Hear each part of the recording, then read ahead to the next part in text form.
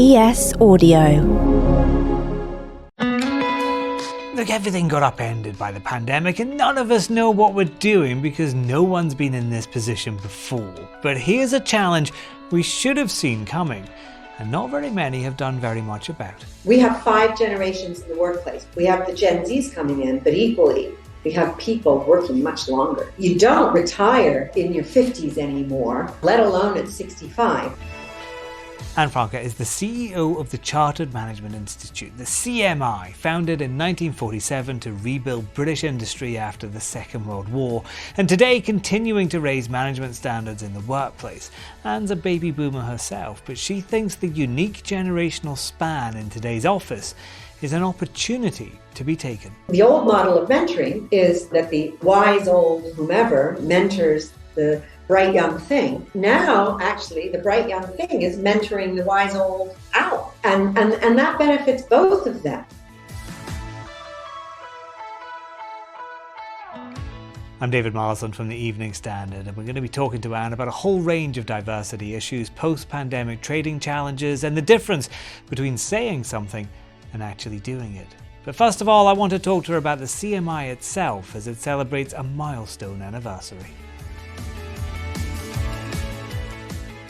It might be a slightly unfair question to ask for the first one, but since it is the CMI's 75th anniversary, if you could talk to the first CEO of the CMI, what would you say to them?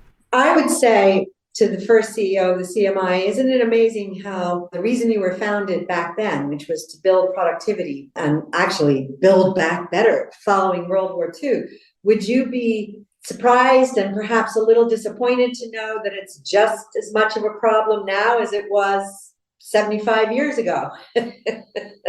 We still haven't solved the problem. We're still working on it. You know, would you be disappointed, or would you say, well, that just goes to show how vitally important our mission is and that it's never ending? They had the war, of course, 75 years ago. We had the war against a virus, this pandemic, which was devastating for business. Still very early stages of coming out of lockdown. Some countries are still in lockdown at various points. Is business recovering at all? Are managers able to adapt to the new environment? Well, what holds true is good managers have adapted, but not everybody is a good manager. And many managers have struggled to adapt. And there are many reasons why they've struggled to adapt, such as we all need to deal with never-ending uncertainty, even greater ambiguity. We all need to be able to be much more agile and responsive to change than perhaps we're used to being. And many of our typical ways of working and structures, everything from the office to the office hierarchy to the way communication is carefully curated and controlled, has been upended. You know, good managers can thrive in those situations and see opportunity and grab that opportunity. But many of us struggle to do that. And I think that has been something that has really been pressing for people and weighed upon managers' shoulders. The other thing I would say is much of this has been against a backdrop of real hardship. Financial hardship, personal health hardship, physical health hardship, mental health hardship. And now, of course, with war, cost of living hardship. So there's a lot to cope with. And that, too, is wearing down people and of impacting their resilience. I was interested in the report that you guys released just very recently, the Everyone Economy. And you're talking about how some managers are doing things and some managers are not. But lots of managers say they're doing things, aren't they, Anne?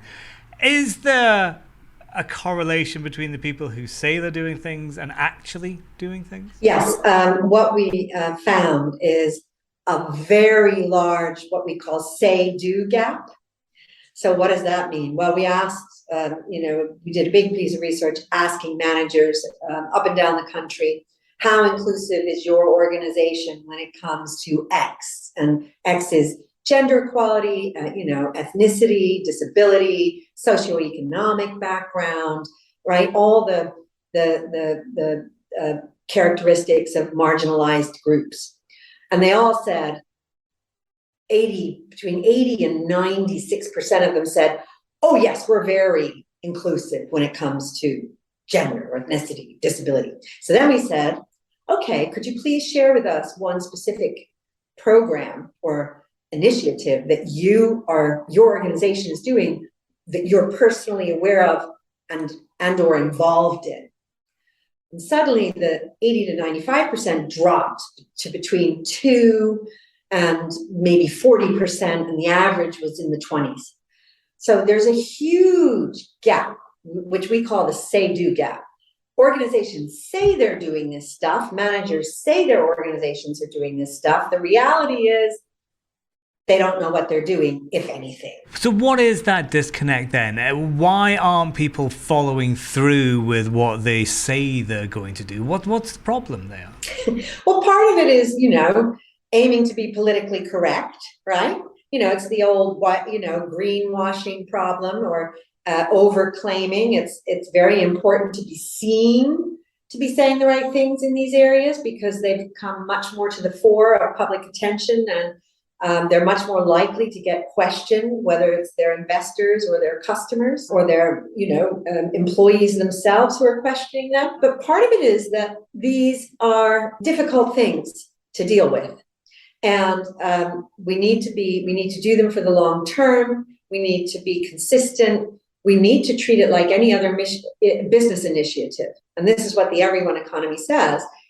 Yes, of course you do this because it's the right thing, but more importantly, you're doing this because this is a great way of improving your business's performance, your decision-making, and your ability to attract and retain talent. But this is hard. And let's face it, there is backlash. The same report found that up to a third of male managers, for example, think gender equality efforts have gone too far.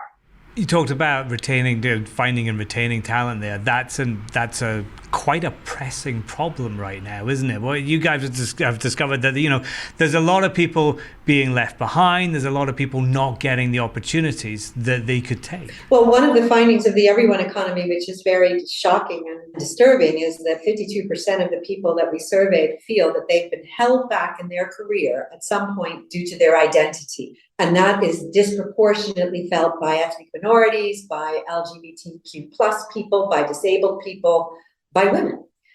So there's a real issue.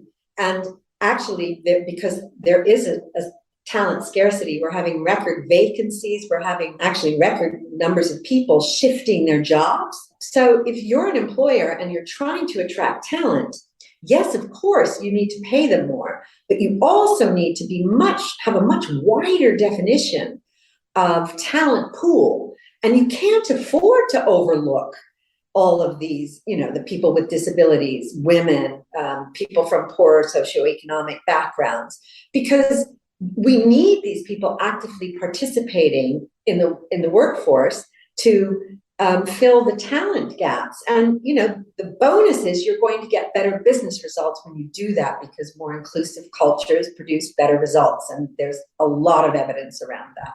And as a woman who's risen to the top in management, running the CMI, is it frustrating for you, or are you indeed actually quite worried about who's coming up behind you? Are you concerned that, you mentioned there that people think that there's too much political correctness and some barriers appear to be rising up again? What we need to do is, again, make inclusivity part of management doctrine. So it's the definition of a good manager and leader.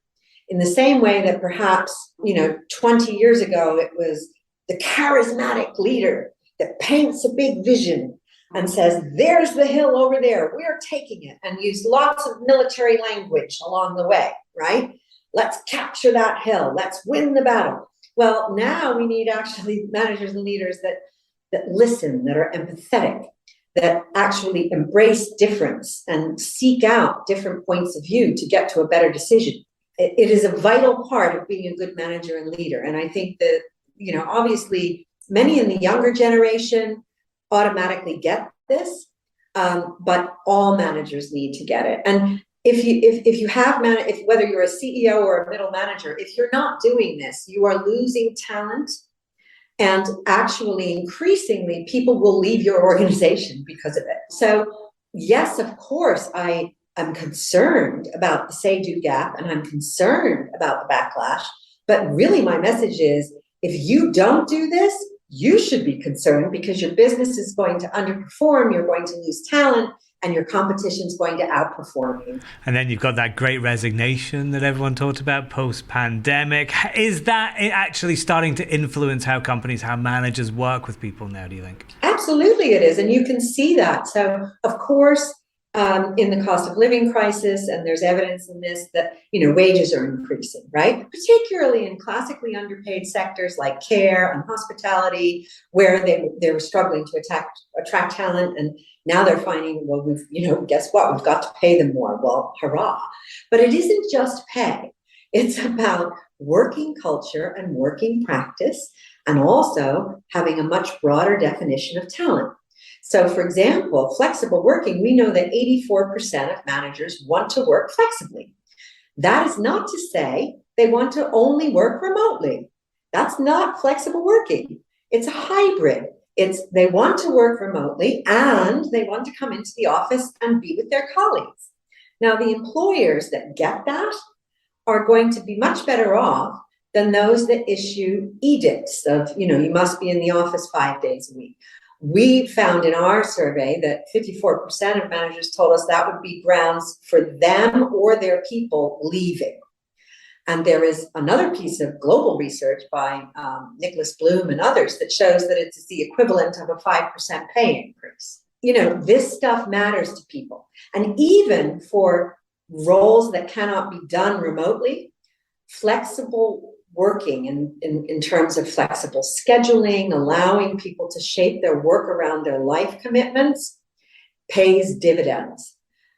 So employers really need to grasp this. This is one of the outcomes of the pandemic, that we could do this and be more productive in many cases. But I guess, that's all easy to say for people who work in an office. But if you're a deskless worker, if you're, somebody who's having to go out and work in retail or cleaning, that's a really hard thing to do, isn't it? Because they don't have the same flexibility, I guess, to have flexible working. Well, that's true. But there are studies that show that even in jobs like you mentioned, physical retail, cleaning, when you extend flexibility to those job roles, you get increased performance and loyalty. People appreciate it. And there is, this is about scheduling. This is about flexing people's hours. There's so much technology that you can use these days to help you to do that. And when you do that, you reap the rewards as an employer. You find it easier to attract talent, and they are more loyal. And how much of this change has to be down to the individuals, the managers taking the initiative, and how much has to be the organizations themselves encouraging this, or indeed making people do this? Well, it's both, right? In the end, we talk about organizations, but organizations and organization culture comes down to behaviors, right? And people are the ones that have behaviors, right? So what organizations need to do, and this is a leadership task for an organization, is set the culture through setting the expectations clearly of how they expect people to behave, and then having the processes in place to reinforce those behaviors, right? So that means if you expect managers and leaders to be inclusive, you have to have the processes in place that looks at, okay, so who's actually getting promoted in your organization? Are you promoting inclusively? Do you monitor how your managers and leaders promote team members? And if you find that they're only promoting one sort of team member, do you make an intervention? Do you have a disincentive for them to do that, or an incentive for them to promote diversely? So this is about setting the expectations of behaviors and then backing them up with processes that reinforce that. But in the end, it comes down to the culture of an organization, right? Because if people say one thing and behave differently, behavior trumps words. The do trumps the say every time. Now, some of you may have said you're going to rate, review, and follow How to Be a CEO. Maybe you could actually do it. here's some ads. Plenty of time to at least hit the 5 stars button. Join us again after these.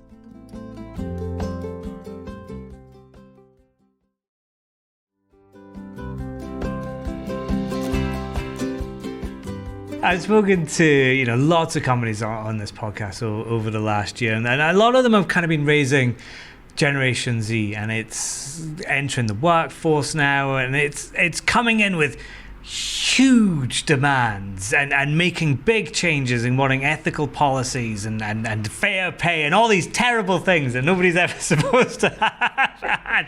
I mean, I don't want to steal anything from Miley Cyrus, but they're a bit like coming in like a wrecking ball here, aren't they? Is Gen Z having, in your experience, a very big influence, perhaps more than the millennials had or Gen X? Well, I think they're more vocal about it. And I think that their expectations are different, right? Because certainly, I'm a baby boomer, and it was a lifelong employment, climbing the career ladder, right? Being better off than your parents, the whole driving for material gain and all of that stuff, the house in the suburbs, the 2 cars in the driveway, the country club membership, all that stuff. Today's Gen Z are not better off than their parents. They know, and they're told all the time, they won't be better off than their parents. They live in a world where, as we've seen recently with the heat waves globally, is existentially threatened by climate change. So their values are different, right? They're saying, actually, that's not my aspiration. This is broadly, obviously, there are always exceptions. What I want is, I want to have the best life I can, which means it isn't just about work. I want to pursue my interests. I want to have a voice, and I want to have a planet that's still here. I also am much more fluid in my definitions of identity than my, parents were. And oh, by the way, I'm not afraid to speak up about that stuff. So there isn't the respect for hierarchy, also because they're not going to stay as long. They know there's no such thing as a lifelong job. And many of them saw their parents get laid off in recessions. So their value sets are different. And I think that is a good thing, because they can be agents of change. Now, on the flip side, many people would tell you, and they're right, that, the older generation has forever complained about the younger generation, and vice versa, right? So there is that too. But the other thing that's really interesting as well is that what is also marks this out is this period that we're in out is we have 5 generations in the workplace, because on the other side, we have the Gen Zs coming in, but equally, we have people working much longer. You don't retire in your 50s anymore, let alone at 65. We have people working well into their 70s, whether they're political leaders or CEOs or just normal workers. That's part because of necessity, and it's part because of longer life, expectancies. So you have 5 generations in the workplace, which is a unique phenomenon. Yeah. Are you envisioning generational clashes then between those people who would normally have left the workforce by now and those people who are coming in? Well, what's interesting, David, is that you can look at it this way. You can say there are clashes, or you can again say, actually, that's another form of diversity. It's age perspective, right? And so if you form cross-generational teams, you'll do a couple of things. You'll encourage people to listen and learn from each other, and you might come up with a better solution, right? I mean, a concrete example of that might be in the old world, if you were going to, say, invest in making renovating the office, okay? Because we've talked about the changing nature of the office and how we get people to interact. What you might have done is said to the HR and facilities department, okay, go renovate the office. And, they would come and show the plans to the CEO, and the CEO or the HR director, and they'd say, yes, I approve that, and there's your budget, and no, actually that's too expensive, and blah, blah, blah. And off they would go and do a new office. In the new world, what you have instead is consultation. You actually ask those employees, well, what do you want from your office, right? And let's get you involved in helping to shape that. And let's get you contributing to that and helping us make a better, more inclusive experience for you that's going to make you want to turn up, and you help tell us what you want and why you want to turn up, and we'll try and make that happen. That's a very different way of working. So that's a good outcome of this, is that employee voice has risen. And we are engaging our employees more in these discussions. But then again, if people like Mark Zuckerberg get their way, we won't be in offices. We'll be in the metaverse, in a virtual office. We can decorate any way we like, can't we? that's the benefit of the future. But I guess then again, I enjoy working with younger people, being an aging Gen X myself, because they can teach me. I grew up just as digital was coming in. They're digitally native, so they can teach me about how to work things like Snapchat and continue to talk to audiences that I need to do so. That's why I like to have younger people around me.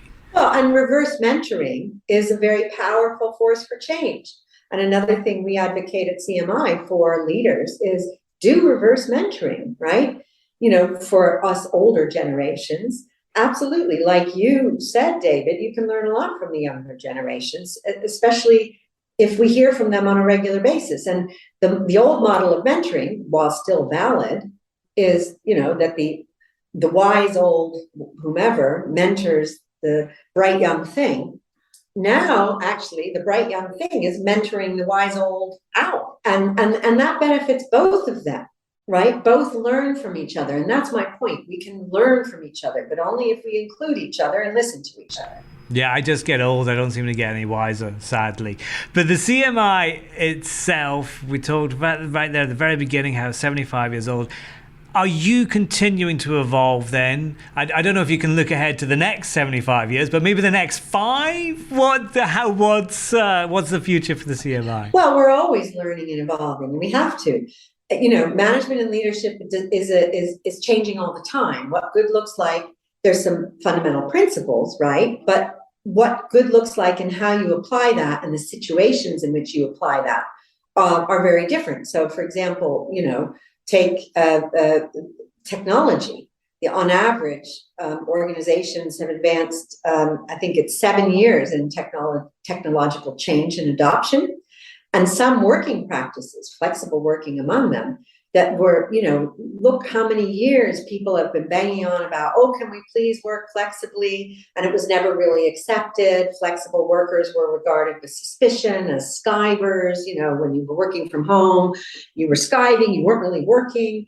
And now the pandemic's put paid to all that, right? We've learned, actually people can get stuff done, and actually they enjoy it, back to that hybrid working point, and it can be more productive. And therefore it's okay. I can trust people. They will actually get on with it. And so those changes need to, impact how we manage and lead. And we really do need to incorporate those. So for the CMI for the next 5 years, we have to remain agile. I mean, what I really would say to you, David, is there's no point looking 5 years out, because who can do that? The world is far too uncertain a place, right?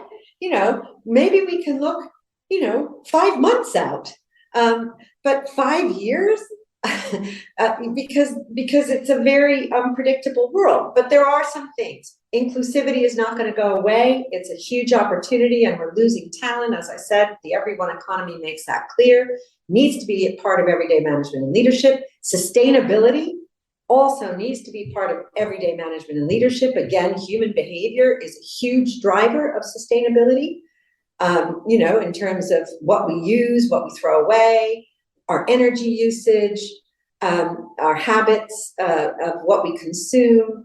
And managers and leaders need to be on top of that argument and know how to become more sustainable and encourage more sustainable practices. So that needs to be hardwired in. So those things are not going to go away. That was Francke from the CMI. Go to standard.co.uk/business for the best business news, interviews and analysis. Or pick up the newspaper. How to Be a CEO is back first thing Monday morning. Let's catch up again then.